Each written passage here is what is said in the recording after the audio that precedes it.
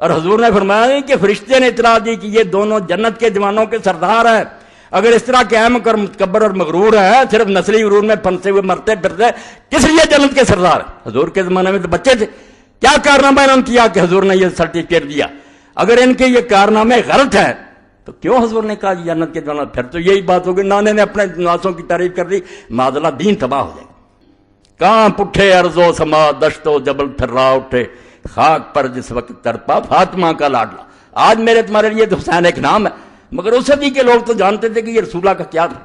حضور کس طرح اپنے پہلو میں بٹھاتے تھے، دعائیں کرتے ہیں، اللہ میں حسن اور حسین سے محبت کرتا ہوں، تو بھی ان سے محبت رکھنے والوں سے محبت رکھ.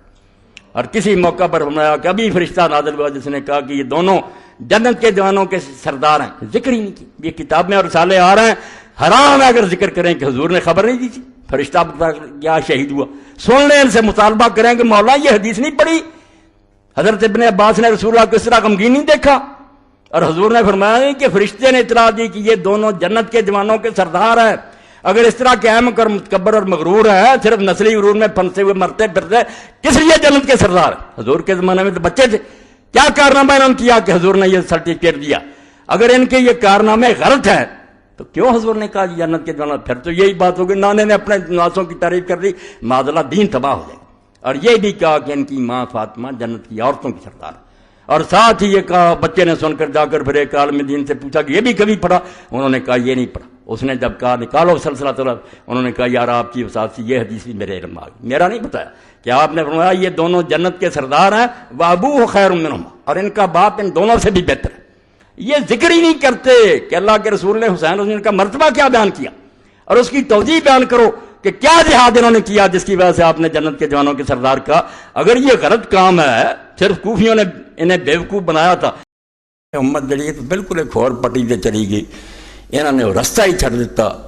جنہوں علامہ اقبال رحمۃ اللہ علیہ فرماتے ہیں، عرب خود را ز نور مصطفیٰ سوخت.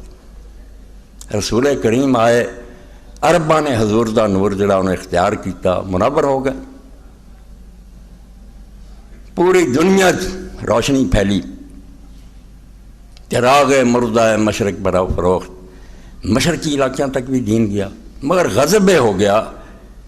ولیکن آ خلافت راہ گم کر کہ اول مومنہ را شاہی آبا. اس حکومت نے ہی لائن بدل دیتی اور پہلی نسل مسلمانوں دی نے بادشاہ سکھا دی.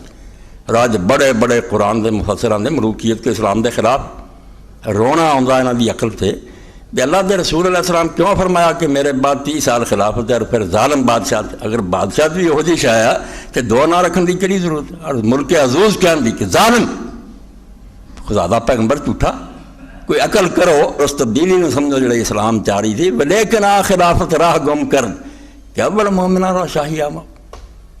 دور ہی نہیں مڑ کے آیا مسلمانوں کے اندر کہ انہوں کو آزاد سلطنت ملے. کتے آزادی نہ گل کر رہے ہیں، حتیٰ کہ ایسے امام جڑے حرمین دے انہوں کا گاہ دبایا.